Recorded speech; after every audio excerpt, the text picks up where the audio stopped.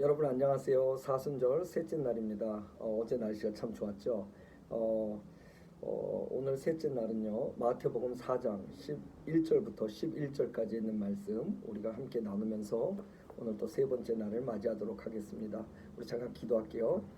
하나님 고맙습니다. 하나님 감사합니다. 오늘도 우리에게 말씀하여 주셔서 하나님 말씀하실 때 우리의 생각이나 우리의 바램을 먼저 하나님께 드리는 것이 아니라 먼저 그것을 내려놓고 하나님의 말씀으로 우리를 깨끗이 비워 그래서 하나님께서 원하시는 것들을 담아가며 구하며 누릴 수 있는 우리 될 수 있도록 오늘 이 아침에도 우리에게 말씀하시고 우리를 통해 하루를 역사하여 주시옵소서. 이렇게 날마다 하나님의 말씀을 묵상할 수 있는 기회를 허락하심이 감사합니다.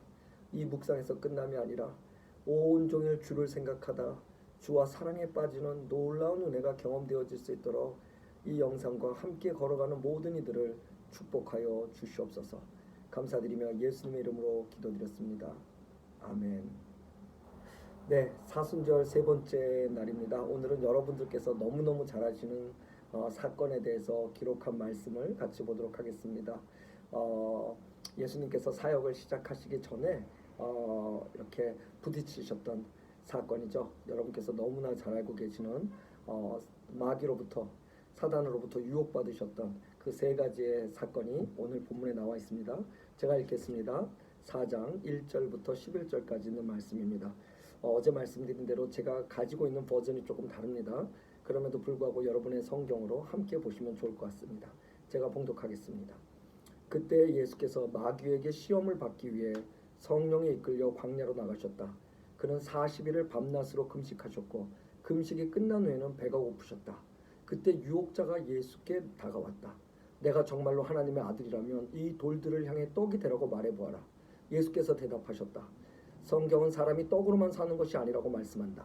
우리는 하나님 입으로부터 나오는 모든 말씀으로 산다. 이에 마귀가 예수를 거룩한 성으로 데려다가 성전 첨탑에 세웠다. 그가 말했다. 내가 정말로 하나님의 아들이라면 저 아래로 뛰어내려라. 어쨌든 성경은 이렇게 말하고 있지 않느냐. 하나님이 그의 천사들을 명하여 너를 돌보게 하실 것이며 천사들이 그들의 손으로 너를 받들어 내 발이 돌에 부딪혀 상하지 않을 것이다. 예수께서 대답하셨다. 하지만 또한 성경은 너희는 주 너희 하나님을 시험하지도 말라고 이야기한다. 그러자 마귀가 이번에는 그를 지극히 높은 산으로 데려갔다. 거기서 그는 모든 세상의 장엄한 왕국들을 보여주었다. 그가 말하였다. 네가 내 앞에 엎드려 나를 경배하면 이 모든 것을 너에게 주겠다. 예수께서 대답하셨다. 사탄아 물러가라. 성경은 주 너희 하나님께 경배하고 오직 그만을 섬기라고 말한다. 그러자 마귀가 예수를 떠났고 천사들이 와서 그를 섬겼다라는 말씀입니다. 여러분, 여러분이 잘 아시는 오늘 이 말씀은 사실은 우리에게 굉장히 위안이 되는 말씀입니다. 위로가 되는 말씀이에요. 무슨 뜻이냐고요? 한번 생각해 보세요. 예수님께서 오늘 사단에게 이 유혹을 받기 직전에 뭐 하셨다고요? 광야에서 40일을 금식을 하셨대요. 40일 금식 기도를 하신 분이 40일 후에 성령 충만해서, 그래서 우리가 그렇잖아요. 40일 기도하고 나면 우리에게 성령 충만해서, 우리가 주일날 말씀을 잘 듣고 나면 성령 충만해서, 우리가 오늘 만약에 이 묵상의 말씀들을 함께 하면서 여러분들께서 은혜를 받으셨다면 성령 충만해서 우리는 뭐든지 잘 되고 뭐든지 손에 붙고 뭐든지 it is well, 뭐든지 형통케 해야 된다고 우리는 믿는데, 오늘 주님은 40일 금식을 하고요. 제일 먼저 만나신 것이 바로 사단의 유혹이라는 사실이, 우리 같은 인간이 정말로 연약하고 부족함에도 불구하고 온전하신 주님께서도 이런 일을 우리 앞에서 겪으시면서 이것을 보여주셨다는 사실이 우리에게도 큰 위안이 되고, 그리고 우리가 생각해 볼 수 있는 문제가 됩니다. 그런데 사실 여러분, 이 스토리는요, 지금 저희가 함께 나누고 있는 톰 라이트의 그 렌트 through the Gospel of Matthew, 마태복음을 통한 그 사순절의 묵상에 보면 톰 라이트는 이걸 이렇게 멘션하더라고요. 이것은 단순히 우리가 유혹으로부터 어떻게 이겨야 되는지를 주님께서 보여주신 것보다 훨씬 큰 그림이 있다. 그 그림은 무엇이냐면 바로 하늘의 통치자가 이 땅을 자기 것처럼 여기고, 그리고 스스로를 속이며 다른 사람을 속이는 땅의 통치자를 몰아내기 위해서 직접 임하시는 사건에 가장 예시가 되고 가장 그 대표가 되는 사건 중에 하나라고 말씀을 하시는 거죠. 하늘의 원래 통치자가 있었죠. 이 땅을 지으셨던 분. 그분이 스스로 타락한 자를 쫓아냈는데 그가 이 땅에 와서 통치자인 것처럼 군 거예요. 그게 누구냐면 사탄이죠. 그래서 이 사탄이 이 땅에 있는 자기가 이뤄놓은 죄들로 만들어놓은 모든 인간의 죄성 속에서의 만모니즘, 돈이면 다 되고 뭐 이런 모든 것들을 통해서 만들어놓은 왕국들을 통해서 주님을 유혹하지만 결국 하늘 통치자에게 그것이 얼마나 그것이 필요 없고 무의미한지를 이야기하는 것이죠. 그래서 결국에 주님이 내쫓아냄으로써 하늘의 통치자가 진정한 이 땅 천지의 통치자이심을 드러내는 큰 그 하나님의 약속과 그 계획이 어떻게 임하는지 보여주시는 큰 그림이 바로 오늘 이 읽으신 사건의 굉장히 중요한 부분이라고 생각합니다. 이 톰 라이트가 지적한 부분을 저는 왜 여러분에게 나누냐면요. 단순히 우리가 신앙생활하면서 40일을 금식하고 말씀에 은혜 받고 우리가 뭐 조금 전에 성령께서 우리에게 하셨던 무슨 방언이라든지 역사가 있었다 할지라도 그럼에도 불구하고 우리가 얼마든지 유혹에 받을 수 있다는 겁니다. 그런데 이 유혹을 받을 때 주님이 어떻게 이기셨지? 라를 보고 우리도 우리 스스로가 유혹에 이길 수 있는 부분의 수준이 아니라 이미 하늘 통치자가 이 땅의 통치자를 몰아내면서 통치자인 척한 그 사단을 몰아내면서 당신이 진정한 통치자, 어저께도 얘기했죠. 왕의 귀환, 진정한 왕의 귀환을 선포하시는 그 사역도 이전에 그것을 선포하시는 이 놀라운 사건을 통해서 그분이 우리의 하나님이시구나를 볼 때 우리가 단순히 유혹을 이겨내는데 우리가 어떻게든 의지와 노력으로 이겨내는 것이 아니라 이미 승리된 선포와 그 승리 안에서 우리가 이것을 어떻게 누려가는지를 볼 수 있는 관점은 전혀 다르다고 생각합니다. 마치 하나님의 군대가 너무나 작고 그리고 모두가 떨었지만 다윗이라는 그 하나님의 군대를 대표한 자가 그 세상의 군대를 대표한 골리앗을 무너뜨림으로써 진정한 승리가 하늘로부터 오면 사이즈나 그리고 이번 주에 우리 수련이가 기도원 설교하면서 했잖아요. Size does not matter라고요. 그쵸? matter는 뭐라고요? 하나님이시라고. 그래서 승리가 하늘로부터 옴을 보여주듯이 하나님이신 주님은요. 타락하신 사단의 유혹, 권세의 싸움에서 그를 무용지물하게 만드심으로 당신이 사역이 시작됨에 놀라운 선포를 이미 시작하시면서 이 사건들이 시작된다는 것입니다. 아울러 오늘 사단이 세 가지 유혹했던 것들이 어떤 의미가 있는지를 저희가 잠깐만 짧게만 본다 그러면 첫 번째로 사단은요 주님 보고 돌이 빵에 되게 하는 기적을 보이라고 합니다. 그리고 두 번째는 성전의 높은 곳에 데려가서 뛰어내리면 천사가 예수를 받들어서 예수님의 발이 상하지 않을 거라고 얘기하고요. 그 다음에 셋째는 뭐냐면 마귀가 높은 산에 들어가서 모든 세상의 찬란한 왕국들, 장엄한 그 근사한 왕국들을 보여주면서 마귀에게 절하면 이 모든 것들을 줄게라고 얘기합니다. 이건 단순히 우리 뭐 어떤 분들이 복권 당첨하면 좋겠다고 얘기하는데 그 정도의 수준이 아니죠. 그렇죠? 예, 그 왕권을 넘겨줄 정도의 그것을 얘기하는 겁니다. 총체적 부와 총체적 명예를 주겠다는 거죠. 자, 그런데 대단히 놀라운 사실은 첫 번째 그 돌이 떡이 된다는 사실은 예수가 너가 정말로 능력 있는지를 증명하려는 겁니다. 근데 예수님은 되게 웃긴 게요. 그런 유혹에 요동치 않으십니다. 한번 잘 들어보세요. 능력 있는 자는요. 능력이 있다고 설레발치거나 증명하려고 애쓰지 않습니다. 진짜 능력 있는 사람은요. 그냥 필요할 때 쓰고요. 필요 없을 때 넣어둡니다. 오히려 능력이 없는 사람들이 혹시 남의 눈 때문에 혹시 자기가 어떤 취급을 받을까 그것들을 오히려 막 끄집어내고 설레발치고 막 더 얘기하고 그러는 거죠. 우리 주님은 요동치 않으셨어요. 더 놀라운 사실은요. 빵에 있어서 우리 주님은요. 차후에 5,000명이나 되는 사람이 하나님의 말씀을 듣다가 배가 고프니까 그들을 긍휼히 여겨서 그들을 먹이시는 데 썼지 당신을 위해서 그 빵을 만드시는 것들 당신이 누군지를 증명하기 위해서 그 빵을 만드시는 일을 하지 않으셨다는 거예요. 이게 진짜 진정한 왕 아니겠습니까? 여러분 진정한 왕은요. all for one입니다. 아니요. one for all입니다. 그쵸? 자기 자신을 모든 사람들을 위해서 존재케 하는 거예요. 오히려 반대의 왕은 누가 있었죠? one for all은 누가 있었냐면 헤롯 왕이 있었습니다. 헤롯은 자기가 예수님이 태어난다는 소리를 들으니까 왕이 문제가 생길까 봐 모든 사람들을 다 죽여버립니다. 자기 자신을 위해서 모든 사람들이 존재해야 됐던 거죠. 그럼 one for all은요. all for one은요. 그것은 하나님의 나라의 방식이 아니라는 거죠.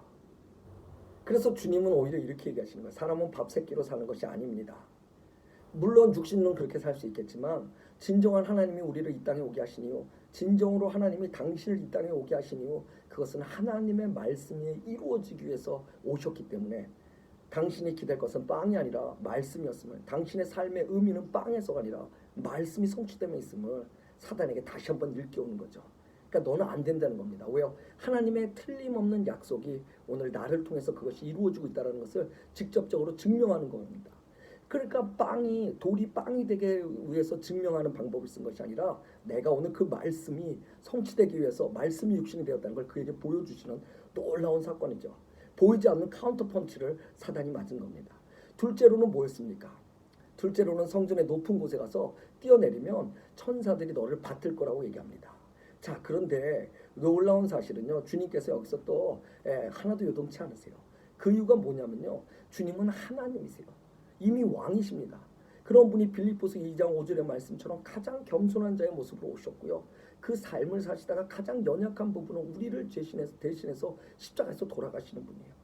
순결한 어린 양이 바로 화목 제물로 쓰이듯이 우리 중에 죄 없는 유일한 인간이셨던 그 예수께서 순결한 화목제로 십자가에서 우리의 죄를 대신해서 대속죄를 치러주신다고요. 자, 그런데 그분이 받들림을 당할 이유가 그것 때문에 이 땅에 오셨겠어요? 그분은 이미 우리에게 경배받으시고 영광받으실 분이에요. 어저께 말씀드린 대로 세례 요한, 침례 요한은 뭐라 그랬어요? 나는 그의 신들매도 감당치 못한다 그랬잖아요. 나보다 훨씬 크신 분이라고. 그렇죠? 나는 그에게 있으면 노예종차도 되지 못한다는 얘기. 그런 받들림이신 분이 이 땅에 오신 이유가 또다시 받들기 위해서가 아니라 섬김과 희생의 사랑을 통해서 우리에게 그것이 무엇인지를 보여주시고자 오신 겸손의 왕, 그리고 사랑의 왕, 그리고 희생의 왕이셨다는 겁니다. 그것을 다른 말로 하면 십자가잖아요.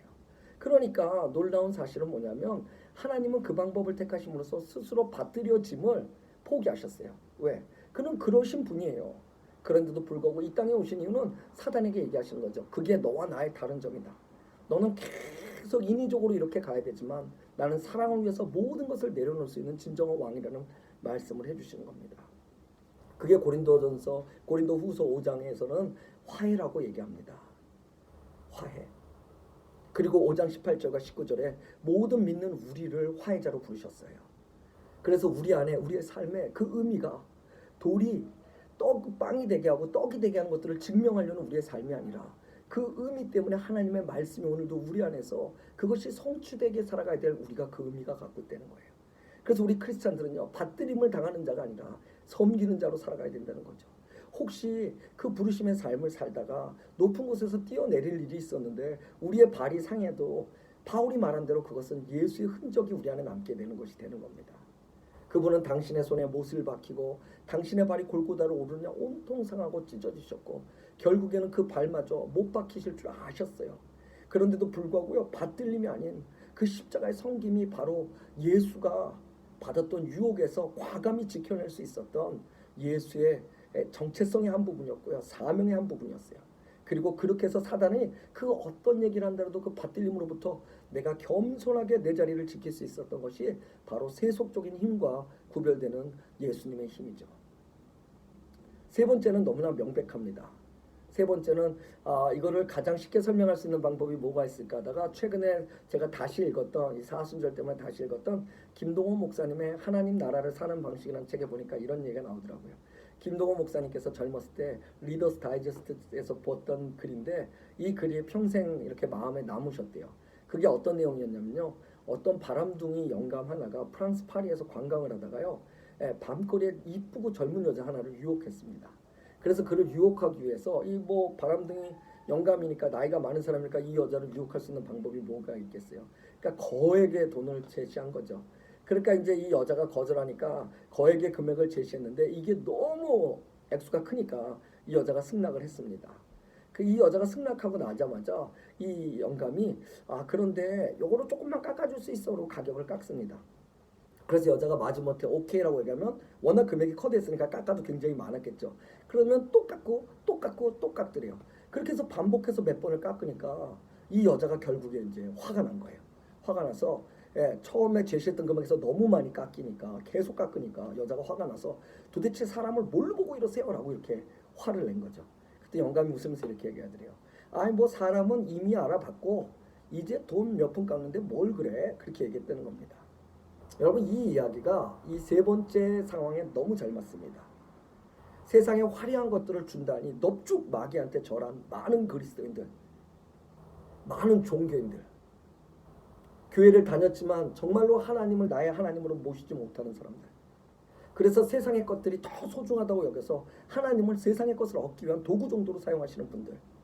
오늘 이 여자처럼 넙죽 안고 다니는데 사단은 조금씩 우리를 무너뜨리고 조금씩 우리에게 원하는 바를 계속 요구할 때마다 우리는 이미 승낙했기 때문에 조금씩 내어줄 수밖에 없고, 그러다 보니 결국엔 그에게 절하고 얻었으니 그가 없으면 안 된다고 스스로가 죄의 노예가 되고 사단의 노예가 될 수밖에 없는 세속적 삶에서 벗어나지 못하는 그리스도인들에게 오늘 세 번째 이야기는 중요한 의미가 있습니다. 성경은 부나 명예를 한 번도 금기하신 적이 없습니다. 다만 그것이 믿음의 대상이 될 때 우리는 예수가 맞선 그 유혹에 직면할 수밖에 없는 그 현실을 기억할 수 있어야 됩니다. 하나님은요, 이 땅에서 우리를 축복하시지만 우리와 함께 하시며 우리가 행복하고 우리가 넉넉하게 그래서 다른 사람들을 돌보는 삶을 하나님은 원하시지만, 마치 놀이동산에서 지내던 우리가 시간이 다 되면 모두가 그것에서 떠나서 집으로 가듯 이 땅에 살던 우리가 주님 오시면 다 내려놓고 이제 하나님께서 준비하신 그곳으로 가야 합니다. 그럴 때 말입니다. 그때 부끄러움을 당치 않는 삶을 살아가는 것이 이 땅의 중요한 우리의 숙제가 아니겠습니까? 그래서 하나님은 우리와 함께 하시겠다는 예수 그리스도를 약속하셨던 거고요. 사랑하는 여러분, 이제 이야기를 마칩니다. 오늘 이야기가 모든 중요한 이야기 속에서도 더욱 중요한 이야기는 것은 뭐냐면, 주님이 우리와 삶을 똑같이 겪으시는 이 과정 속에서 주님이 누구신지, 우리가 누군지, 또 하나님은 누구시며 사단은 누군지, 그래서 우리의 삶이 무엇은 뿌리를 두고 어떤 의미를 가지고 살아야 되는지 오늘 너무나 명백하게 말씀해 주시기 때문입니다.